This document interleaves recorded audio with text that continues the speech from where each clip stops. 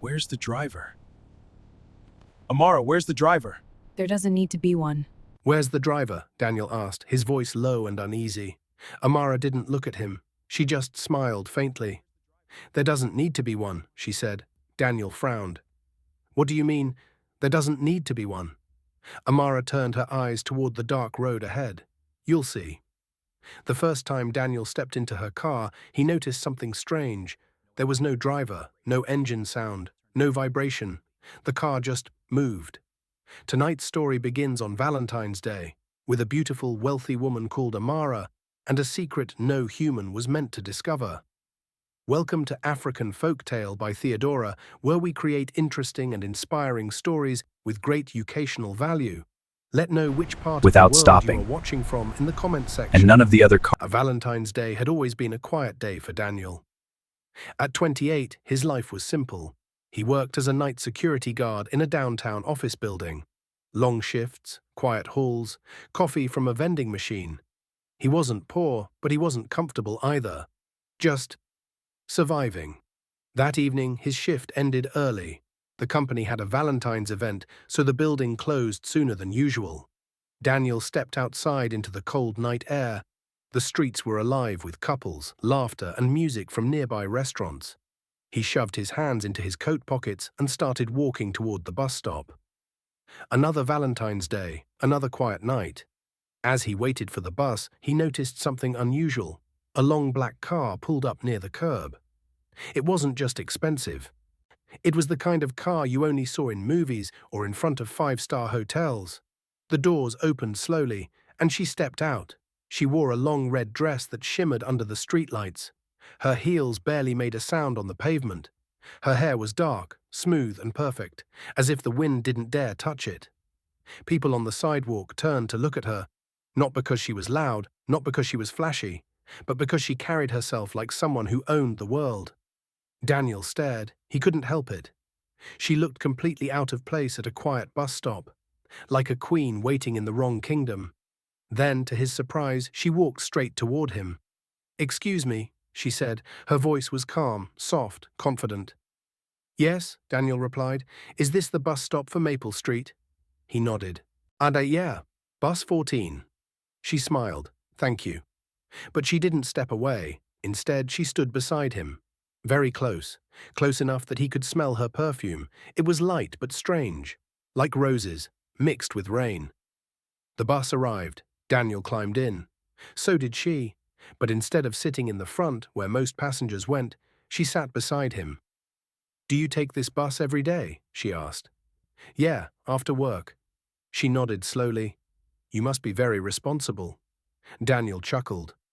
"Or very broke." She laughed softly. It was the kind of laugh that made people turn their heads. "Not for long," she said. He frowned. "What do you mean?" But she just smiled. When the bus reached his stop, Daniel stood up. To his surprise, she stood too. "You live around here?" he asked. "Yes," she replied. They stepped off the bus together. The street was quiet. Most of the houses were dark. Only a few porch lights glowed softly. Daniel pointed ahead. "My apartment's that way." She looked at the building, studying it carefully. "Then we're neighbors," she said. Daniel raised an eyebrow. "Really?" She nodded. Before he could say anything else, the same black car from earlier rolled silently down the street and stopped beside them. The back door opened. No driver, no one inside, just an empty, luxurious interior. Daniel stared. Is that your car?" "Yes," she said. "Where's the driver?" She looked at him and smiled. "Would you like a ride?" That was how Daniel ended up inside the silent car. That was how he first felt the strange unease. And that was the moment his ordinary life quietly began to change. The ride, the car moved smoothly down the street. No sound, no vibration. Daniel kept glancing at the steering wheel. It was turning slightly, by itself. He cleared his throat. "So, what do you do?" he asked. "I invest," she said. "In what?" "Opportunities." "That sounds expensive." She smiled. "It usually is." A few minutes later, the car stopped in front of a tall apartment building. Not just any building. One of the most expensive in the city. Daniel stared. You live here? Yes. She stepped out gracefully, then turned back to him. Daniel, she said. He froze. I never told you my name. She tilted her head. You didn't have to. A strange silence filled the air, and then she said the words that would change everything. Have dinner with me tomorrow. He blinked. Tomorrow? Yes. Valentine's dinner. I couldn't find the right company earlier, but now, I think I have. Daniel didn't know why. Maybe it was her voice, maybe it was her eyes, or maybe it was the way the world suddenly felt brighter around her. But he nodded. Okay, she smiled. Good. I'll send the car for you. And just like that, she disappeared into the building. The first sign. That night, Daniel couldn't sleep. Something about her felt strange, not scary, just different. He kept thinking about the car, the silent movement, the empty driver's seat. Finally, he sat up in bed and shook his head. You're overthinking, he muttered. Ah, she's just rich. But deep down, he knew it wasn't just that. And somewhere, high above the city, in a penthouse glowing with soft golden light, Amara stood by the window, looking down at the streets below. Her eyes shimmered faintly in the dark. Another one? A voice behind her asked. She didn't turn around. No, she said softly, this one is different. Daniel did not expect the car to come for him, but at exactly 6 p.m. the next evening, a black car stopped in front of his apartment building. The same one. Silent, polished, expensive. And still, with no driver, Daniel stood at the entrance of his building, staring at it. His neighbor, Mr. Collins, stood beside him holding a grocery bag. That yours? The old man asked. Daniel laughed nervously. I wish. The car door opened slowly. Odd by itself. Mr. Collins frowned. That's fancy technology. Daniel forced a smile. Yeah, must be. But deep down, his stomach felt tight. Something about the car was wrong. Still, he couldn't refuse, not after promising Amara. So he stepped inside. The ride to the unknown. The door shut behind him without a sound. The car moved instantly. No engine noise, no vibration, just smooth, silent motion. Daniel watched the city lights slide across the windows, tall buildings, glowing signs, busy streets. But inside the car, it felt like a different world. Quiet, still, almost unreal. He looked at the front seat again. Empty. No driver, no steering hands. Just the wheel moving on its own. He swallowed. Okay, he whispered to himself. Rich people have weird technology. That's all. But even as he said it, he didn't believe it. The mansion in the sky. After 15 minutes, the car stopped. But not in front of a restaurant. It stopped at the entrance of a tall, shining tower. The kind of building that looked like it touched the clouds. 2 security guards stood at the doors. They didn't even look at Daniel. Instead, they bowed slightly. Toward the car. Daniel stepped out slowly. This place must cost millions, he whispered. The glass doors opened. Inside, the lobby looked like a palace. Marble floors, golden lights, fresh flowers everywhere. A fountain stood in the center, its water glowing softly under hidden lights. Daniel felt out of place in his simple jacket and worn shoes. Then he saw her. Amara stood near the elevator. She wore a long white dress this time. Simple, elegant, perfect. When she saw him, she smiled. You came. Of course, Daniel said. I said I would. She stepped closer and gently touched his sleeve. You look nervous. He chuckled. Can you blame me? This place is… wow. She looked around as if seeing it for the first time. It's just a building, she said. To you, maybe. She tilted her head. Come, dinner is upstairs. They entered the elevator. Amara pressed a button at the top. There were no numbers, just a single symbol. The elevator moved smoothly. No sound, no shaking. When the doors opened, Daniel's mouth dropped open. It wasn't a restaurant, it was a private penthouse. Huge glass walls showed the entire city below. A long dining table stood near the windows, covered with candles and silver plates. Only 2 chairs. For us, Daniel asked. She nodded. You didn't want to go to a restaurant? He asked. She shook her head. I don't like crowded places. Too much noise. Too many eyes. Daniel laughed. Well, this is definitely private. The food was already on the table, steaming, fresh, perfectly arranged. Daniel looked around. Where's the chef? Amara sat down. He's already gone. But the food is still hot. She just smiled. Daniel didn't question it. He was too distracted by the food. It was the best meal he had ever tasted. Every bite felt rich, warm, and comforting. So, he said between bites, what do you really do? She took a slow sip of her drink. I told you, I invest. In companies. In people. He frowned. People. She nodded. I find those who are lost. And I give them opportunities. That sounds like charity. Not exactly. As they ate, the lights flickered. Just once. Very fast. Daniel looked up. Did you see that? Yes, Amara said calmly. Then the lights flickered again. And again. The room grew slightly colder. Daniel rubbed his arms. Is your heating broken? Amara didn't answer. Instead, she looked toward the dark corner of the room. Her eyes narrowed. Not tonight, she whispered. Daniel turned. What? But the lights returned to normal. The warmth came back, and everything felt fine again, almost as if nothing had happened. After dinner, they stood by the glass wall, looking down at the city. Cars moved like tiny glowing insects below. Do you ever feel alone up here? Daniel asked. No, she said softly. I've never been alone. Her voice sounded distant, almost sad. Then she turned to him. Daniel, I need to tell you something. He nodded. Okay. If we are going to keep seeing each other, there are a few rules. Rules? He asked, surprised. She held up one finger. Never come to this floor without me. He frowned. Why?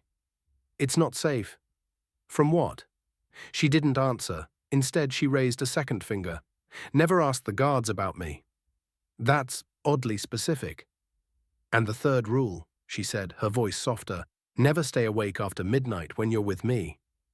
Daniel stared at her. Why? She stepped closer. Because you might see something you're not meant to see. Daniel laughed nervously. Are you trying to scare me? She didn't laugh. Her face was serious. Promise me, she said. He hesitated, then nodded. Okay, I promise.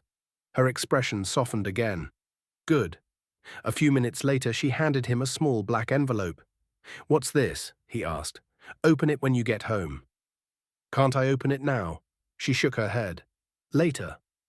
The silent car dropped Daniel off at his building. He rushed upstairs and closed his door. His heart was still racing. Everything about her felt like a dream. The luxury, the mystery, the strange rules.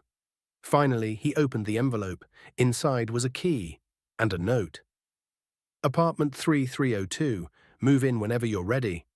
Daniel's eyes widened. Apartment 3302. That was in the same tower she lived in. He flipped the note over. Another line was written at the bottom. You deserve a better life. That night, Daniel couldn't sleep. He kept thinking about the key, about the penthouse, about the strange flickering lights. At exactly midnight, he heard something. Footsteps, outside his apartment door, slow, dragging. He walked quietly to the door and looked through the peephole. The hallway was empty, but the motion sensor light was on. Someone, or something, had just passed by.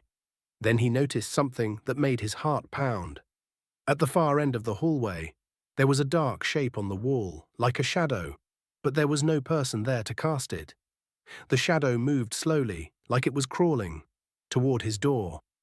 Daniel jumped back. His heart raced. He remembered her words. Never stay awake after midnight when you're with me. The next morning, the shadow was gone. The hallway looked normal. Everything felt ordinary again. But when Daniel looked at the key in his hand, he knew his life was about to change forever. Because deep down, he felt that accepting her offer meant stepping into a world he might never escape. Daniel held the key in his hand for 3 days. He didn't use it. Not at first. He kept telling himself he should think carefully, that nothing in life came free, that rich, mysterious women who offered luxury apartments usually had a catch. But every night he returned to his small, cold apartment. The flickering light in the hallway, the broken heater, the peeling paint, and the strange shadow he had seen near his door. Each night, the key felt heavier in his pocket, until, on the fourth day, he gave in. The black car arrived again. No driver, no sound. Daniel stepped inside with a single suitcase. When the car stopped at the tall glass tower, the guards bowed again. This time, they bowed to him. Daniel froze. "Good evening, sir," one of them said. Sir, no one had ever called him that before. He nodded awkwardly and walked inside. The elevator carried him up silently. When the doors opened, a long, soft-lit hallway stretched ahead. Thick carpet, golden wall lamps, no noise, no voices, just silence. Daniel walked to door 3302 and inserted the key. The door opened slowly. He stepped inside, and his breath caught.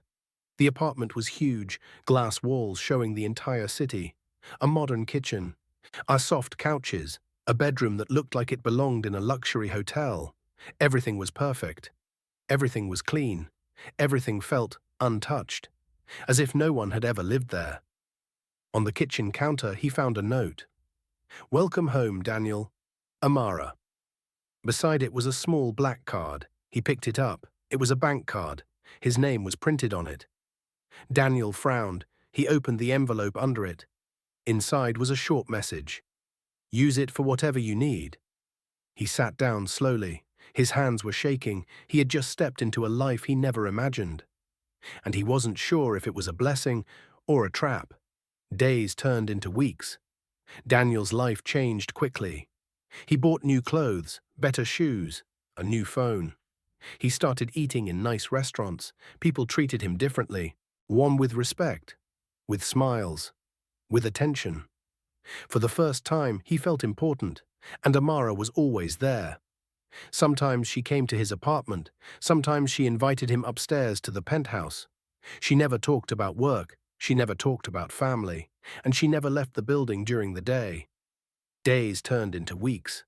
Daniel's life changed quickly. He bought new clothes, better shoes, a new phone. He started eating in nice restaurants. People treated him differently, with respect, with smiles, with attention. For the first time, he felt important, and Amara was always there. Sometimes she came to his apartment. Sometimes she invited him upstairs to the penthouse. She never talked about work. She never talked about family, and she never left the building during the day. One evening, Daniel fell asleep on the couch in her penthouse. He didn't mean to. The wine was strong, the music was soft, and her presence felt warm and calming. When he opened his eyes, the room was dark. The city lights glowed through the glass walls. He checked his phone, 12:47 a.m. Then he remembered her words.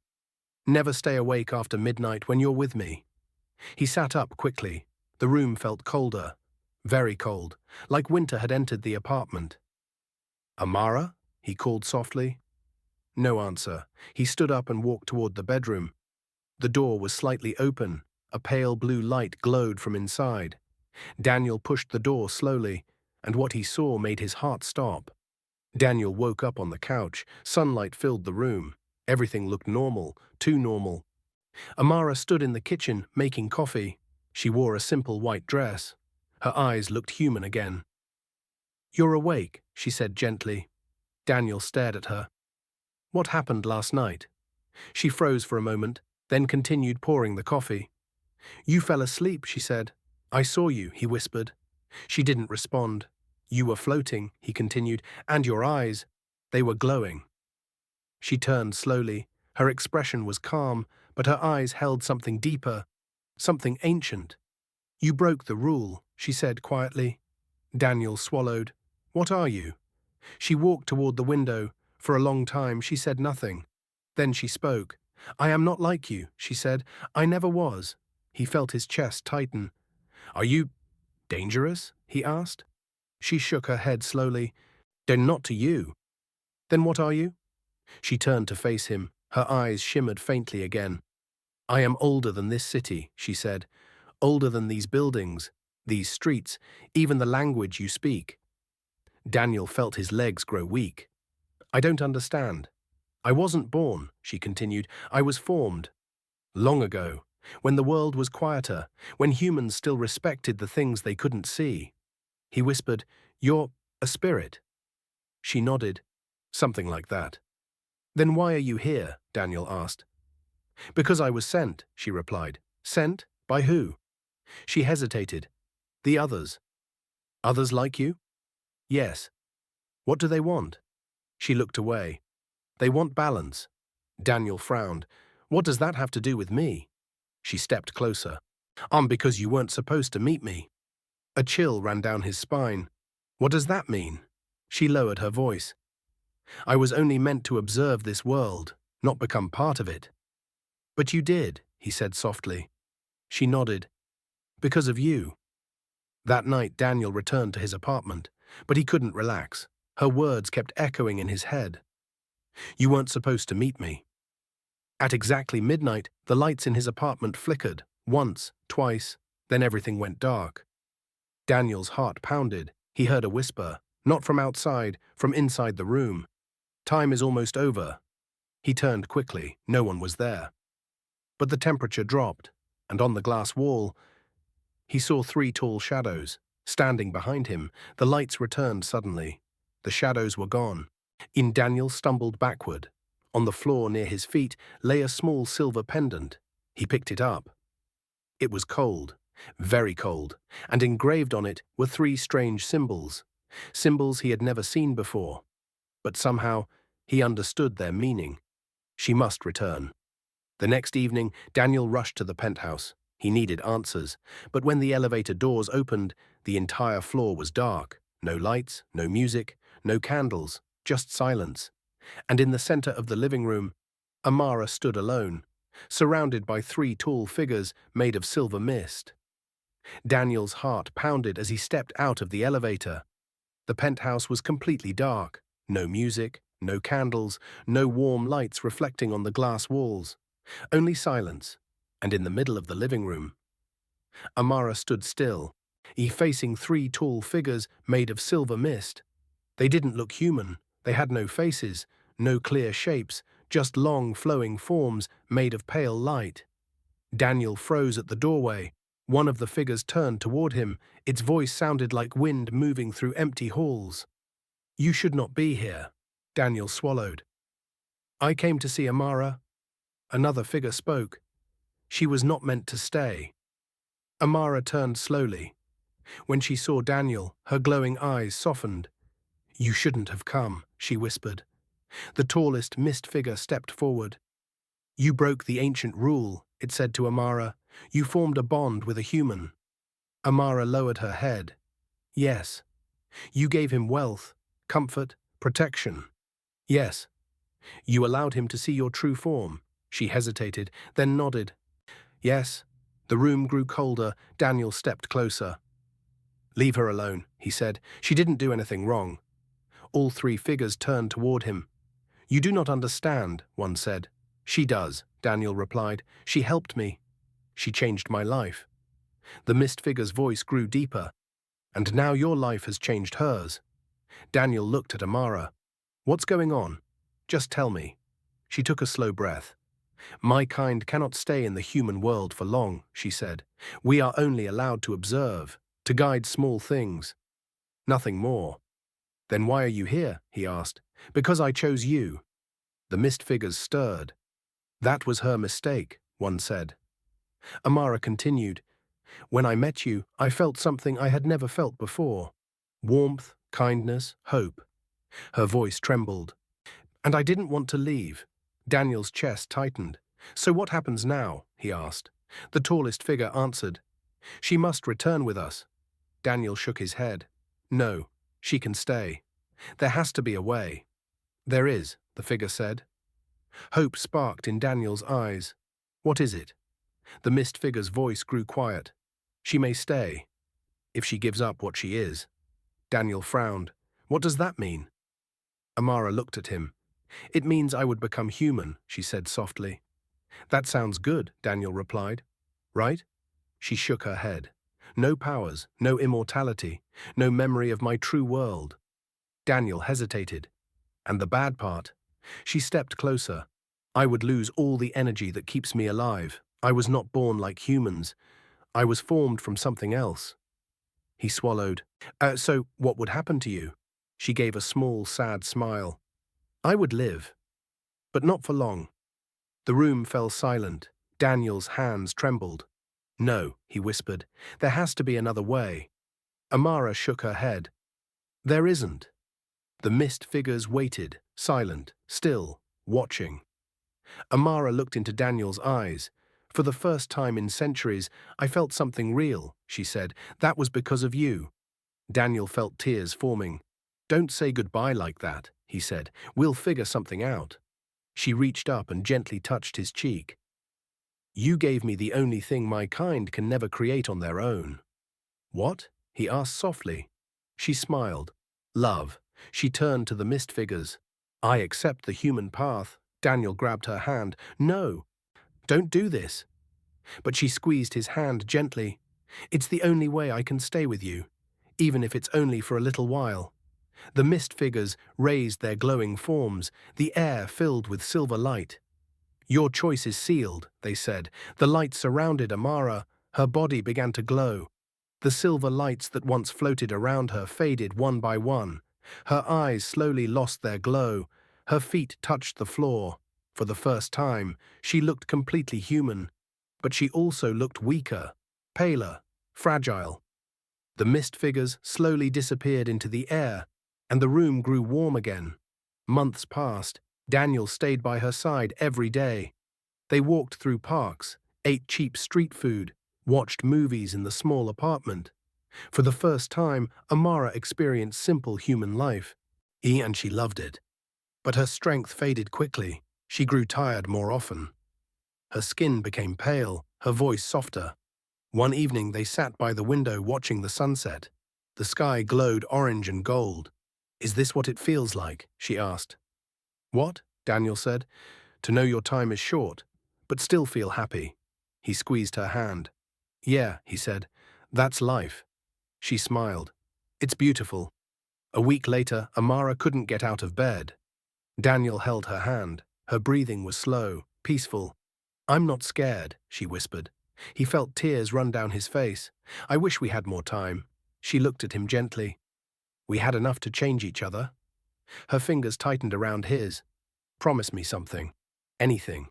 Don't chase wealth the way you used to dream about it. And it doesn't bring real happiness.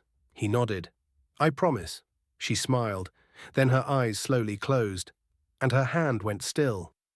Daniel never left the apartment, but he didn't live in luxury anymore. He sold most of the expensive things. He started working again, living simply, helping others whenever he could. On every Valentine's Day, he visited the small park where they once sat together, and every year he left a single red flower on the bench. One evening, as he stood up to leave, he felt a soft breeze brush his face. For a moment, he smelled something familiar. Roses, mixed with rain. He smiled. Because deep down, he knew she had never truly left him. Education values of this story is not everything beautiful is meant to last forever. And some people enter your life not to stay, but to change you. And sometimes the greatest love stories are the ones that end quietly, but live on inside your heart. If this story touched your heart, don't forget to like this video, subscribe, and tell me in the comments. Would you stay with someone you love, even if they weren't human?